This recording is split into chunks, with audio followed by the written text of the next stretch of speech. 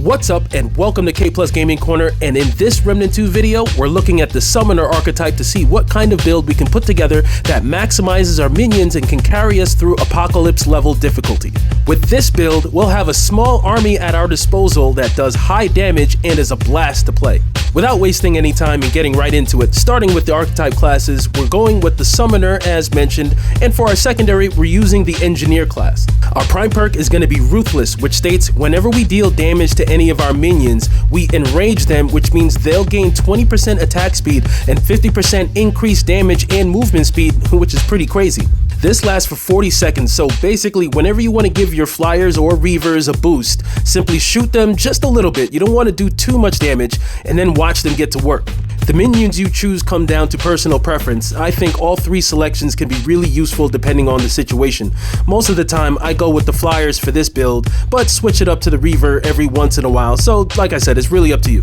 The Dominator damage perk increases our mod and skill damage by 35% and mod and skill crit chance by 5% while you have any minions active. Plus, if you choose to sacrifice your minions, which you can do strategically, you'll gain 30% ranged and melee damage as well as 5% ranged and melee crit chance for 20 seconds or until another minion is summoned.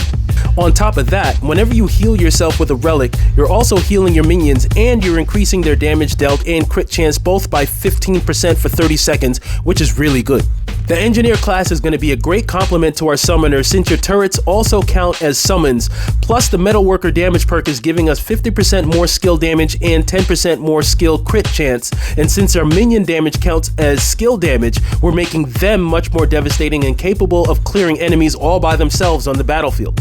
It's up to you which turret you choose. I usually go back and forth between the Vulcan and the Impact Cannon, and the Flamethrower is also great if you want to get some dots and status effects out there.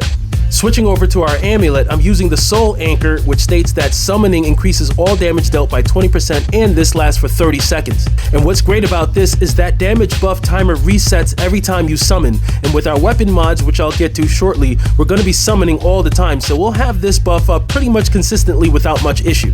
This amulet isn't too hard to track down, just gotta head to Yisha and look out for any Blood Moon altars, although to get this you'll need 10 Blood Moon Essence and a few Luminite crystals, so keep that in mind.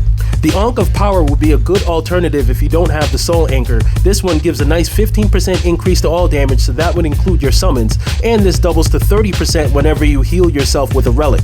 Indignant Fetish could also be good here since with this, anytime you take damage, you're getting a 25% buff to all damage dealt, plus you're reducing incoming damage by 10%, and this would last 20 seconds. Looking at our rings, I'm using the Soul Shard, which increases all damage dealt by 4% per active summon to a max of 12% if we have 3, and we'll almost always be at the maximum 12% in battle, with a variety of allies we'll be summoning between our minions, turret, and weapon mods.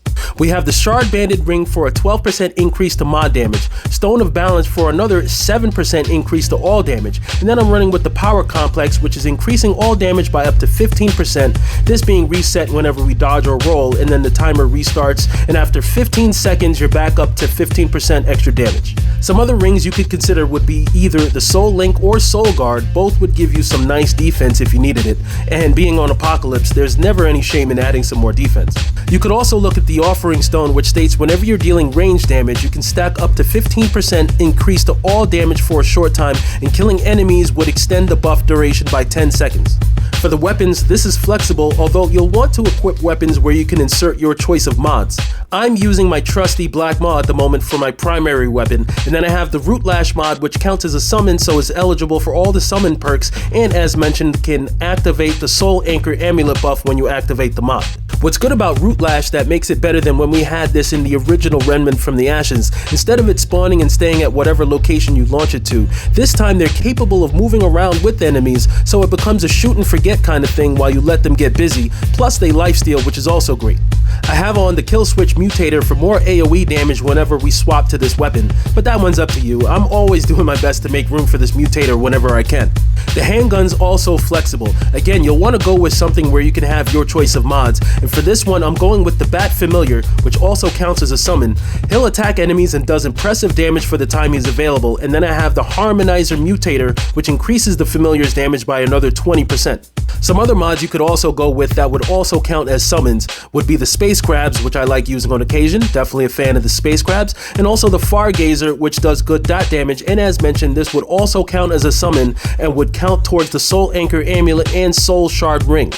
The melee weapons are up to you. Recently I've been running with the Blade of Ghoul or the Spectral Blade, but you can run with whatever melee weapons you like. I'm using the Salvaged Heart for the increased use speed, and then I have some extra skill damage here as well as some range damage and mod damage, but could easily mix and match these based on the situation. This is how I have my trait points set up. Usually I tell you the trait points are up to you and leave it at that, but you'll want to make sure you put some points into the Rugged trait. This will double the health of your summons, so you're making them much tankier and won't have to worry about them constantly being killed by enemies, which is nice. We also get the Regrowth archetype trait for free with the Summoner, so we get some passive health regen, and then I always like to fit in Swiftness for some extra movement speed, which makes a difference fighting enemies and also in boss fights, and other than that, the rest is up to you to spec into as you see fit. So there you have it, Ruthless Mastermind Summoner build. You and your crew will be wreaking havoc on the battlefield to such a degree there'll be times where you just stand back and watch them go to work and handle business. Let me know in the comments if you're running a similar build and how you have yours set up, and also let me know if you have any questions on where to find some of the rings or weapon mods I mentioned. I always look forward to hearing from you guys. Thanks so much for watching if you made it this far, and do give this video a thumbs up if you haven't already. We're a growing channel and every little bit helps. And if you enjoyed this video and found it helpful, please consider subscribing and ringing that notification bell to make sure you're getting all the updates on when I'm going live or dropping new videos. Love you guys, and thanks again for all your support. I'll catch y'all on the next one. Until then, peace.